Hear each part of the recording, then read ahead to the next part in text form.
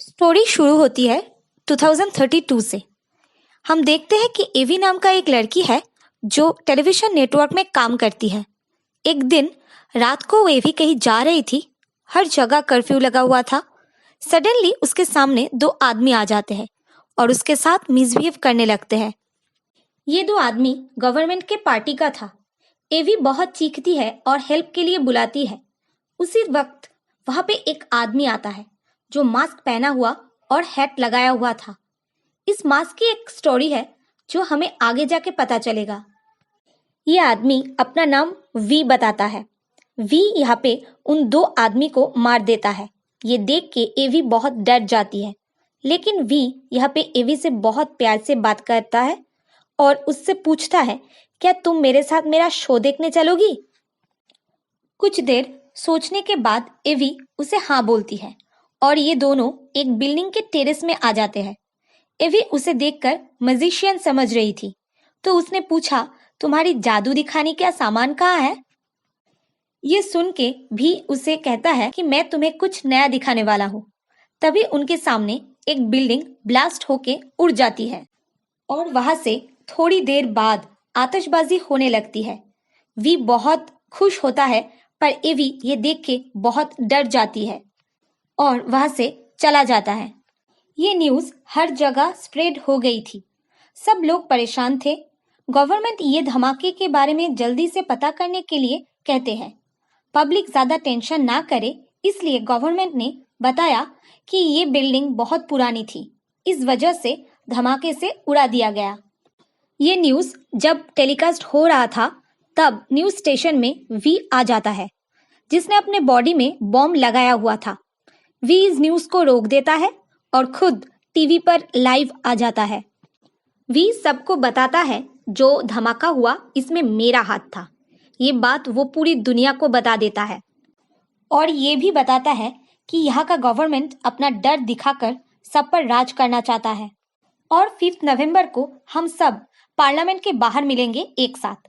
ये न्यूज़ खत्म करके वी वहां से जा रहा होता है, तभी उधर पुलिस ऑफिसर आ जाता है और उस पर अटैक कर देता है। उस पर गन पॉइंट करता है उसे रोकने के लिए। तभी पुलिस ऑफिसर के पीछे से एवी आ जाती है और पुलिस के आंखों में मिर्ची स्प्रे कर देती है। ऑफिसर एवी को गन से हिट करके बेहोश कर देता है।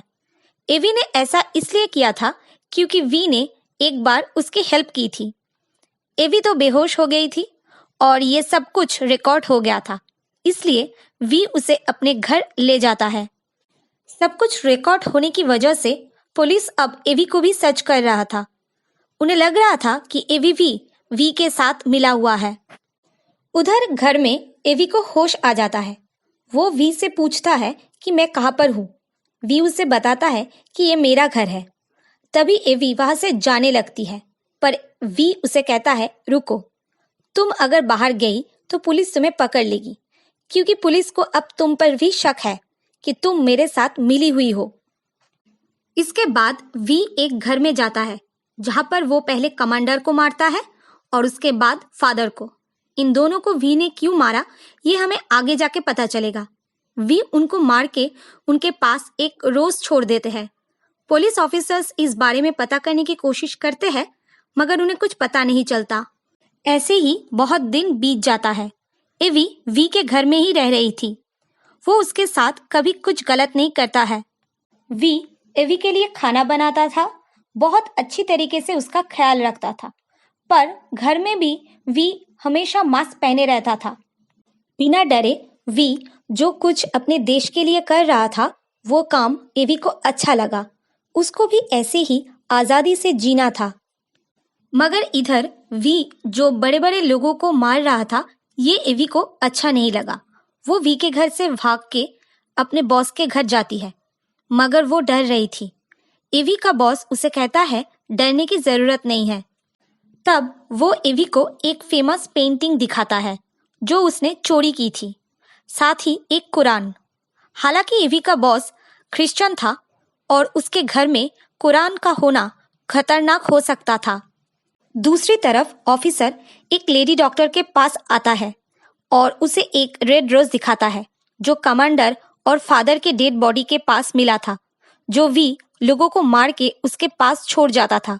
डॉक्टर उस रोज को देखकर डर जाती है। ऐसा लग रहा था कि उसे उस रोज के बारे में पता है। रात को डॉक्टर अपने घर में सो रही थी, तभी उसके घर में वी आ जाता है। डॉक्टर कहता है, मैं समझ गई थी उस रोज को देखकर कि ये सब कुछ तुमने किया है। अब डॉक्टर ये बात क्यों कहता है ये आगे जाके पता चलेगा। आज एक और रोज डॉक्टर को देता है, जिसका मतलब है वी अब इस डॉक्टर को भी मारने वाला था। वी के साथ जो कुछ भी हुआ था, डॉक्टर उसके लिए माफी मांगता है। तब वी उस डॉक्टर को इंजेक्शन देकर मार देता है। वी वहां से चला जाता है और ऑफिसर वहां पर पहुंचता है, मगर तब तक डॉक्टर मारा जा चुका था। ऑफिसर को डॉक्टर की लिखी हुई डायरी दिखता है, जो वो अपने साथ ले जाता है। डायरी पढ़ते ही कहानी चली जाती है 2015 में। उस ऑफिसर को पता चलता है कि गवर्नमेंट ने एक नेशनल कैंप बनाया था, जो असल में एक सेंटर था। वहां पे उन लोगों को रखा जाता था जो गवर्नमेंट के खिलाफ थे। यह सभी लोगों पर बहुत टॉर्चर किया जाता था और अजीब अजीब तरीके से एक्सपेरिमेंट किया जाता था। ये एक्सपेरिमेंट इतना ज़्यादा डेंजरस था कि 75% लोग मर जाते थे। बाकी जो लोग बचते हैं उन्हें 1 से 5 नंबर रूम में रखा जाता है, मगर ये लोग भी मर जाते हैं। सिर्फ रूम नंबर 5 वाला आदमी बचता है।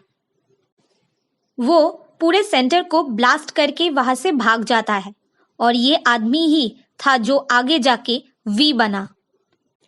जो एक्सपेरिमेंट किया जा रहा था उस पर फादर, कमांडर और डॉक्टर नजर रख रहे थे, इसलिए वी ने उन सबको मार दिया था। फिर हम देखते हैं एवी के बॉस को पुलिस पकड़ लेता है, क्योंकि उसने चांसलर के खिलाफ टीवी शो किया था। एवी भी भाग रही थी, मगर पुलिस उसको भी पकड़ लेती है। पुलिस वी के बारे में एवी से पूछती है, मगर वो कुछ भी नहीं बताती है, इसलिए उसे बहुत टॉर्चर किया जा रहा था। उसके बाल तक काट दिया जाता है। उसे जेल में बंद कर दिया जाता है। वहां पर उसे एक कागज मिलता है, जिसमें एक लड़की के बारे में लिखा हुआ था, जो गलत काम करती थी, इसलिए उसे गवर्नमेंट ने सजा के लिए उसी जगह बंद कर दिया था जहां पर वी था। उस लड़की पर बहुत सारे एक्सपेरिमेंट किया गया था, इसलिए वो मर गई, मगर उसने कभी भी हार नहीं मानी।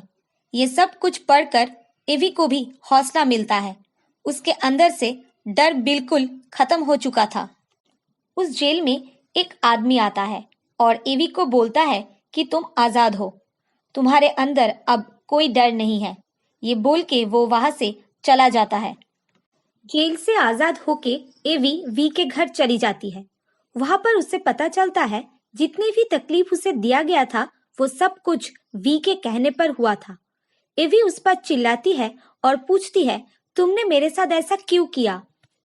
वी ने कहा, मैं तुम्हें स्ट्रॉन्ग बनते हुए देखना चाहता था और मुझे भी बहुत दुख हुआ, मगर अब तुम बिल्कुल स्ट्रॉन्ग और बहादुर बन चुकी हो।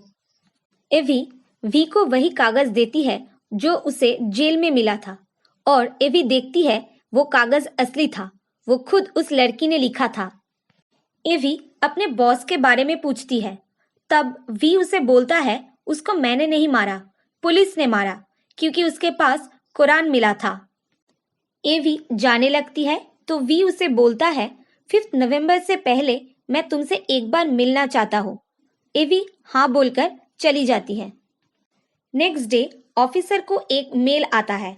उस पर एक आदमी मिलने के लिए बुलाता है, और ये आदमी कोई और नहीं वी था, मगर यहाँ पर उसने अपना नाम कुछ और बताया हुआ था। यहाँ पर हम उसका चेहरा साफ साफ नहीं देख पाते। ऑफिसर वी को पहचान नहीं पाता। यहाँ पर वो अपना पास्ट बताता है, कैसे गवर्नमेंट ने सेंटर बनाया और वहां पर लोगों के ऊपर एक्सपेरिमेंट करके एक नया वायरस बनाया गया। इस वायरस को स्प्रेड करने के लिए 3 जगह को चूज किया गया था। एक स्कूल, दूसरा स्टेशन और तीसरा एक प्लांट था। इस वायरस को स्प्रेड करने के 1 वीक में बहुत सारे लोग मारे गए, बट हैरानी वाली बात यह थी कि जिसने इस वायरस को बनाया, स्प्रेड किया, उनके पास इस वायरस का एंटीडोट था और इसलिए वो लोग फेमस हो गए। कुछ इनोसेंट लोगों को पकड़ के सजा दे दी गई। जो असली कल्प्रिट थे तब तक वो ऊंची पोस्ट में जा चुके थे। ये कहकर वी वहां से चला जाता है। नेक्स्ट डे ऑफिसर को कॉल आती है। उसे पता चलता है कि जिस आदमी से पिछले रात को मुलाकात हुआ था और उसने जो नाम बताया था उसकी तो 20 साल पहले ही मौत हो चुकी थी। अब ऑफिसर को कुछ समझ नहीं आता है और 5 नवंबर सामने आ चुका है। दूसरी तरफ वी अपने जैसा मास्क सबको पहुंचा देता है और लोगों को इस गवर्नमेंट के खिलाफ भड़काता है। लोगों को सबसे ज्यादा गुस्सा तब आता है जब गवर्नमेंट का एक आदमी एक छोटी सी बच्ची को मार देता है जिसने वी का मास्क पहना हुआ था। अब सभी लोग उस आदमी को मार देते हैं। 5 नवंबर की शाम वी एवी से मिलने आता है। ये आखिरी वार थी गवर्नमेंट के खिलाफ वी की। वो पार्लियामेंट को उड़ाने वाला था।